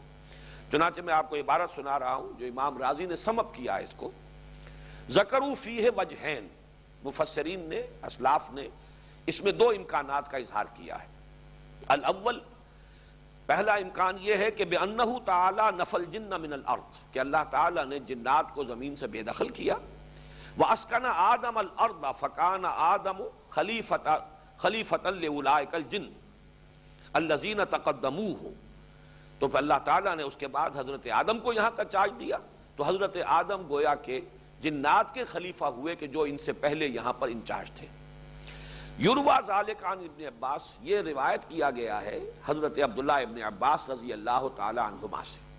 والثانی، اور دوسرا احتمال، دوسرا امکان یہ ہے، انما سماہ اللہ خلیفۃ لانہ یخلف اللہ فی الحکم بین المکلفین من خلقہ، اللہ تعالیٰ نے نام دیا ہے خلیفہ کا حضرت آدم کو اس لیے کہ وہ اللہ کا خلیفہ، اللہ تعالیٰ کے نائب کی حیثیت سے کام کرے گا زمین میں، اللہ تعالیٰ کی مخلوقات کے مابین حکم کرنے میں۔ وَهُوَ الْمَرْوِي مِنْ ابن عباس وابن مسعود، اور یہ دوسرا قول جو ہے ابن عباس سے بھی مروی ہے اور ابن مسعود سے بھی، عبداللہ ابن مسعود سے بھی، یعنی حضرت عبداللہ ابن عباس سے دونوں قول مروی ہو گئے۔ اس میں ذہن میں رکھیے کہ یہ جو اقوال جو اس طریقے سے منسوب ہو جاتے ہیں، ہو سکتا ہے انہوں نے کوئی رائے اپنی بدلی ہو، پہلے کوئی رائے ہو اور ان کے کسی شاگرد کے علم میں وہ ایک رائے موجود ہو، وہی انہوں نے آگے منتقل کر دی ہے، جبکہ انہوں نے بعد میں اپنی کوئی رائے تبدیل کر لی ہو جو کسی دوسرے شاگرد کے علم میں ہو، اس نے وہ رائے جو ہے آگے منتقل کر دی ہو۔ تو اس اعتبار سے اس کے اندر کوئی یعنی تشویش کی ضرورت نہیں ہے کہ ایک ہی شخص کی طرف دو قول کیسے منسوب ہو گئے، یہ اس کا امکان جو ہے وہ عقلاً موجود ہے۔ لیکن یہ کہ ابن عباس سے اگر دونوں قول ہیں کہ جو روایت کیے جا رہے ہیں، تو عبداللہ ابن مسعود رضی اللہ تعالی عنہ کبار صحابہ میں سے ہیں۔ عبداللہ ابن عباس اگرچہ علم تفسیر میں ان کا بہت اونچا مقام ہے، لیکن وہ نوجوانوں میں سے ہیں، کبار صحابہ میں سے، بزرگ صحابہ میں سے عبداللہ ابن مسعود ہیں، اور انہوں نے تیقن کے ساتھ یہ کہا ہے کہ یہ در حقیقت اللہ کی خلافت ہے۔ وَهَذَا الرَّأْيُ مُتَأَكَّدٌ بِقَوْلِهِ إِنَّا جَعَلْنَاكَ خَلِيفَةً فِي الْأَرْضِ فَاحْكُم بَيْنَ النَّاسِ بِالْحَقِّ۔ یہ امام راضی اب کہہ رہے ہیں کہ یہ رائے جو ہے دوسری مؤخر الذکر، یہ مؤکد ہے، یہ بہت مضبوط ہو جاتی ہے اللہ تعالیٰ کے اس قول کی روح سے جو حضرت داؤد سے خطاب کر کے اللہ تعالیٰ نے فرمایا کہ یا داؤد انا جعلناک خلیفۃ فی الارض فاحکم بین الناس بالحق، اے داؤد ہم نے تمہیں زمین میں خلافت عطا کی ہے تو لوگوں کے مابین حق کے ساتھ فیصلہ کرو۔ تو گویا کہ وہ خلیفۃ اللہ کہ جو حکم کرے، فیصلہ کرے، اصل میں تو حکم ہے اللہ کا اختیار، ان الحکم الا للہ، لیکن نائب کی حیثیت سے اللہ تعالیٰ نے یہ اختیار آدم اور ان کی ذریت کو دیا ہے، اسی لیے وہ خلیفۃ اللہ فی الارض۔ یہ ہمارے ہاں مفسرین میں سے ابن جریر اور معالم اور بحر اور بیضاوی، یہ تمام بڑی بڑی جو التفاسیر ہیں، ان سب کے اندر یہ رائے موجود ہے۔ جیسا کہ میں نے عرض کیا ہے، اس میں ہمارے بزرگوں میں سے، ائمہ میں سے جو بڑے ہیں، ان میں سے امام ابن تیمیہ ہیں کہ جنہوں نے اس سے اختلاف کیا ہے، لیکن بہرحال ان کے اور بھی بہت سے معاملات میں آراء شاذ ہیں، تو شاذ رائے ہر ذہین آدمی کی، ہر جینیس آدمی کی کوئی نہ کوئی بات ایسی ہوتی ہے کہ جس میں وہ دوسروں کے ساتھ موافقت نہیں کر سکتا، لیکن یہ کہ جس چیز پر کہ اجماع ہو، جس پر کہ اکثر نے اتفاق کر لیا ہو، اصل وہی شے ہے کہ جس کو قبول کیا جانا چاہیے۔ باقی یہ کہ قرآن مجید میں، اب میں پھر عرض کروں گا کہ مکی قرآن میں 4 ایسے اسلوب اختیار کیے گئے ہیں کہ جن کو اگر سامنے رکھا جائے تو یہ خلافت واقعتاً اللہ کی خلافت کے سوا کوئی اور خلافت نہیں بن سکتی۔ جو مقام ہے وہ آدم کا، وہ تو اسی کے اعتبار سے جو ہے اجاگر ہو کر سامنے آتا ہے، وہ مقام جو قرآن مجید آگے چل کر آ جائے گا کہ تمام فرشتوں کو سجدہ کرایا آدم کے سامنے۔ اب ذرا نوٹ تو کیجیے، اصل مسجود تو اللہ ہے، سب کا مسجود اللہ، باقی اس کے بعد آدم ہے کہ جن کے سامنے تمام فرشتوں کو، اور 2 جگہ پر قرآن مجید میں یہ الفاظ آئے ہیں، سورہ صاد میں بھی، سورہ حجر میں بھی، فسجد الملائکۃ کلھم اجمعون، اس قدر تاکید ہے، سجدہ کیا سب کے سب، الملائکۃ، اس میں بھی جو ہے لام جو ہے حصر کا ہے، تمام فرشتے، کلھم، ان میں سے سب کے سب، اجمعون، وہ سب کے سب جمع ہو کر یک بارگی ایک جماعت کی صورت میں انہوں نے سجدہ کیا آدم کو۔ اب یہ مقام جو ہے، یہ انداز تعبیر 6 مرتبہ اس کا تذکرہ ہونا، 7 مرتبہ تذکرہ ہونا بلکہ، تو یہ ظاہر بات ہے، ثابت کر رہا ہے کہ اللہ کے بعد مقام آدم کا ہے، اس میں کوئی شک نہیں۔ چونکہ ذریت آدم میں سے ہیں خود حضور صلی اللہ علیہ وسلم، یہاں پہ ہم آدم کو ایک نوع کی حیثیت سے لے رہے ہیں، تو اس کائنات کے اندر جملہ مخلوقات میں باقی سب سے، اسی لیے اشرف المخلوقات، تمام مخلوقات میں سب سے اشرف، سب سے افضل وہ آدم ہے، اور نسل آدم ہے، ذریت آدم ہے۔ اسی طرح فرمایا گیا خلقتہ بیدی، میں نے اس آدم کو بنایا اپنے دونوں ہاتھوں سے، اور اس کی تعبیر اس کے سوا کوئی نہیں ہو سکتی، ورنہ اللہ تعالیٰ کے ایسے کوئی 2 ہاتھ نہیں ہے۔ یا تو یوں کہا جائے گا کہ اس سے مراد ہے بڑے اہتمام سے میں نے بنایا ہے آدم کو، لیکن میرے نزدیک اس کی تعبیر صحیح ترین یہ ہے کہ اللہ تعالیٰ کی ذات ہے جس میں عالم امر اور عالم خلق دونوں اس کے قبضہ قدرت میں ہیں، الا لہ الخلق والامر، اور یہ دونوں عالم مخلوقات میں سے صرف آدم ہے جس میں کہ آ کر جمع ہو گئے ہیں عالم امر سے، جس کی روح ہے، عالم خلق سے اس کا یہ وجود جسدی ہے، مادی ہے۔ یہ دونوں عالم اگر جمع ہوئے ہیں تو وہ صرف ایک مخلوق ہے اور وہ انسان ہے، ورنہ ملائکہ صرف عالم امر کی شے ہے، جنات صرف عالم خلق کی شے ہیں، ان میں وہ روح نہیں پھونکی گئی۔ وہ روح کا پھونکا جانا ہی تو در حقیقت حضرت آدم کے اس شرف کو اور ان کے اس مقام اور مرتبے کو واضح کرتا ہے، جیسا کہ دو جگہ پر آیا ہے فَإِذَا سَوَّيْتُهُ، سورہ حجر اور سورہ صاد۔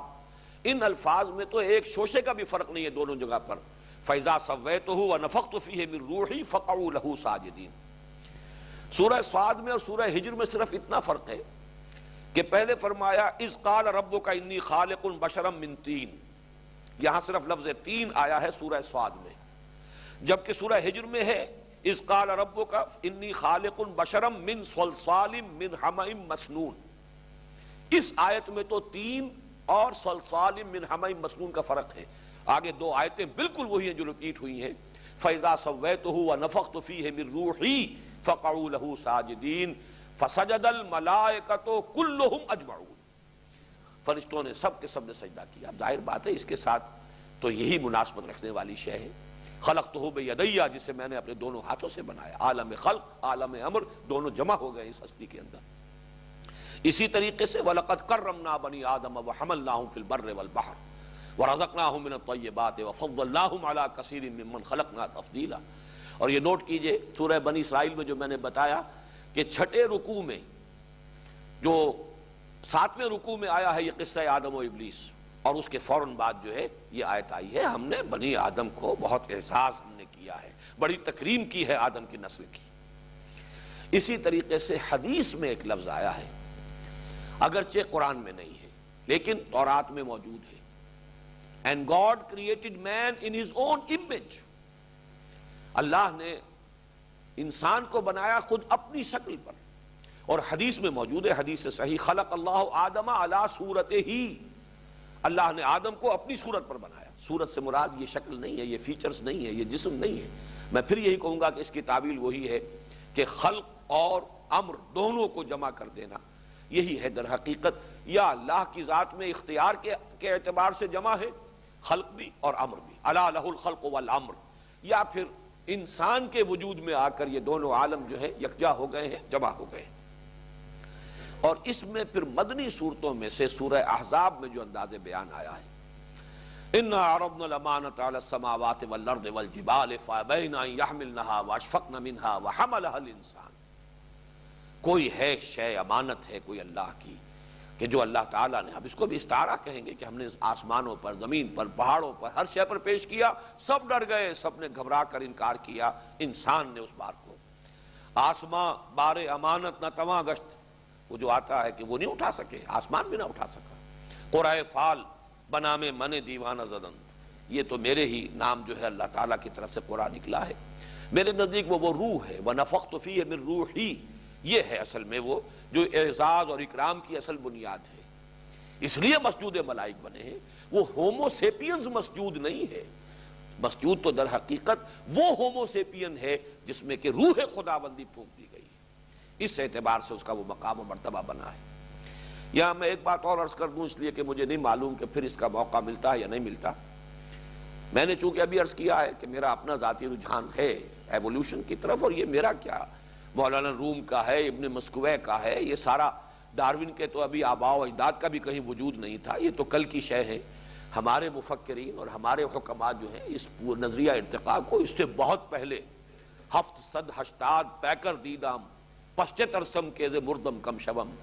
میں پہلے نباتات کے عالم میں تھا، پھر پہلے جمادات کے عالم میں تھا، پھر نباتات کے عالم میں آیا، پھر حیوانات کے عالم میں آیا، میں نہ معلوم کہاں سے ہوتا ہوا آ رہا ہوں۔ مجھے کوئی اندیشہ نہیں ہے کہ موت جو ہے میرے اندر کوئی شے کم کر دے گی۔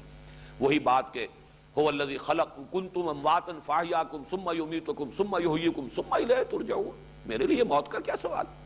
یہ تو ثابت ہے سورہ قرآن، ہمارے لیے موت کا کوئی تصور ہے ہی نہیں، کوئی اینڈ ہے ہی نہیں، اس لیے کہ اہل سنت کے نزدیک جنت اور دوزخ دونوں ابدی ہیں، چاہے ادھر گئے چاہے ادھر گئے۔ امام ابن تیمیہ اور ابن عربی کے نزدیک جہنم ابدی نہیں ہے، ایک وقت آئے گا کہ ختم ہو جائے گی، جنت ابدی ہے، ہمیشہ رہنے والی ہے۔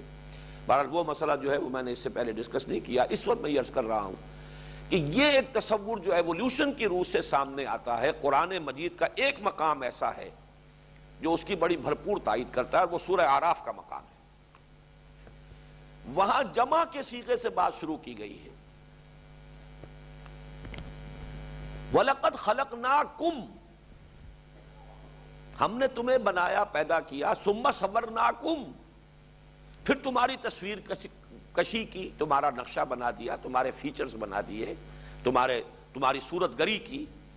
ثُمَّ قُلْنَا لِلْمَلَائِكَةِ اسْجُدُوا لِآدَمَ، پھر ہم نے کہا فرشتوں سے کہ جھک جاؤ آدم کے سامنے۔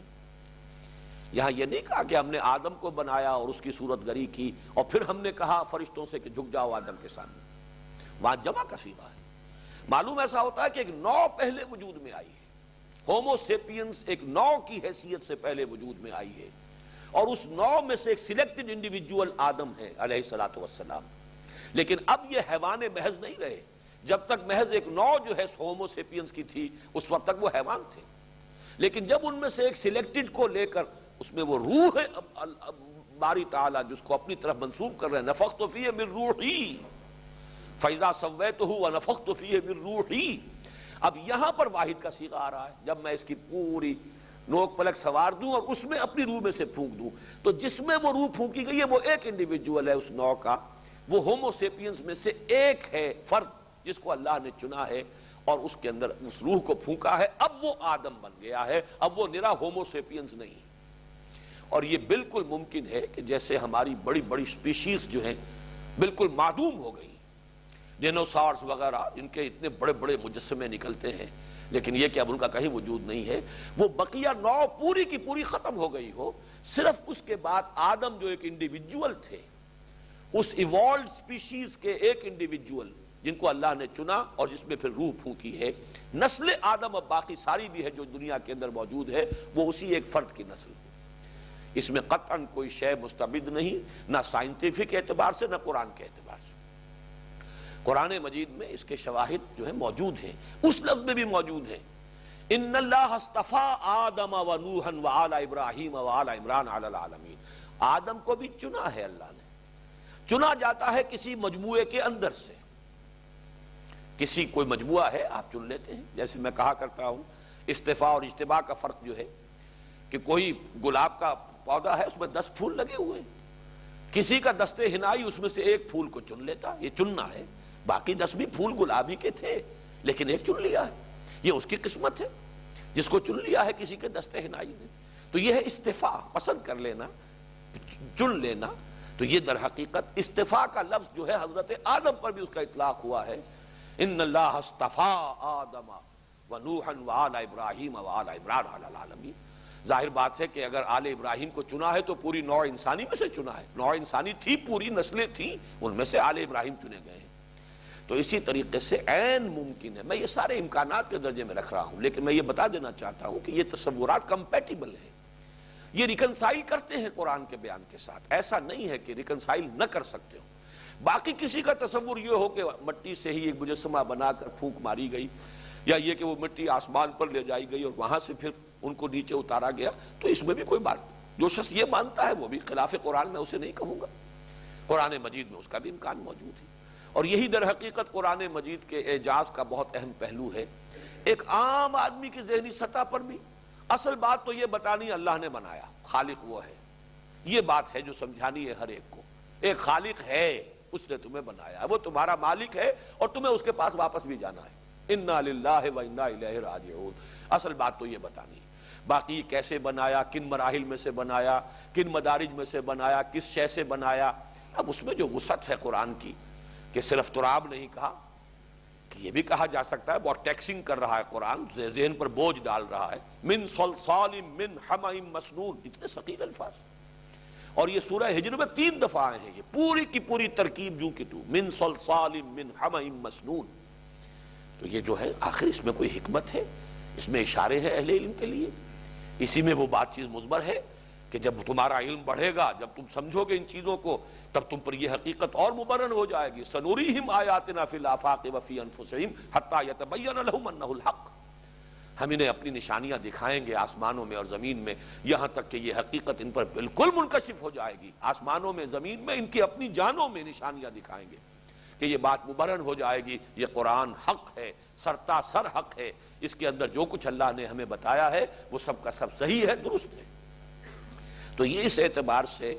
یہ جو آج تو ہم صرف ایک ہی آیت تک رہ گئے، اس لیے کہ اس میں بہرحال یہ تمہیدی مضامین ہو گئے، وَإِذْ قَالَ رَبُّكَ لِلْمَلَائِكَةِ إِنِّي جَاعِلٌ فِي الْأَرْضِ خلیفہ، اور یاد کرو جب کہ کہا تھا آپ کے رب نے فرشتوں سے میں بنانے والا ہوں، میں فیصلہ کر چکا ہوں زمین میں ایک نائب یا ایک خلیفہ بنانے کا۔ قَالُوا أَتَجْعَلُ فِيهَا مَن يُفْسِدُ فِيهَا وَيَسْفِكُ الدِّمَاءَ، انہوں نے کہا کہ پروردگار کیا تو اس میں بنائے گا اس کو جو اس میں فساد مچائے گا اور خون ریزی کرے گا، وَنَحْنُ نُسَبِّحُ بِحَمْدِكَ وَنُقَدِّسُ لَكَ، جبکہ ہم آپ کی تسبیح میں لگے ہوئے ہیں، آپ کی حمد کے ساتھ اور تقدیس کر رہے ہیں آپ کی۔ قَالَ إِنِّي أَعْلَمُ مَا لَا تَعْلَمُونَ، اللہ نے فرمایا میں جانتا ہوں جو تم نہیں جانتے۔ اب اس میں ایک سوال تو یہ پیدا ہوتا ہے کہ فرشتوں کو کیسے یہ معلوم ہوا کہ آدم یا اس کی ذریت جو ہے زمین کے اندر فساد کرے گی؟ جس کا سیدھا سا جواب بالکل تشفی بخش وہ یہ ہے کہ خلیفہ کے لفظ میں یہ شے مضمر ہے کہ اسے آٹونومی دی جائے گی، آٹونومی ہوگی، جہاں اختیار ہے اس کے غلط ہونے کا اور غلط استعمال ہونے کا امکان موجود ہے، جہاں اختیار نہیں ہے فرشتے جو ہیں وہ تو جو حکم ہے وہی کرتے ہیں، کوئی اختیار نہیں، they have no choice۔ اہل سنت کا مجمع علیہ عقیدہ یہی ہے، لہذا کوئی فساد کا سوال نہیں۔ لیکن جہاں آٹونومی ہوگی، جہاں چوائس ہوگا، جہاں اختیار ہوگا، جہاں اس کے صحیح استعمال ہونے کا امکان ہے وہاں غلط استعمال ہونے کا بھی امکان ہے۔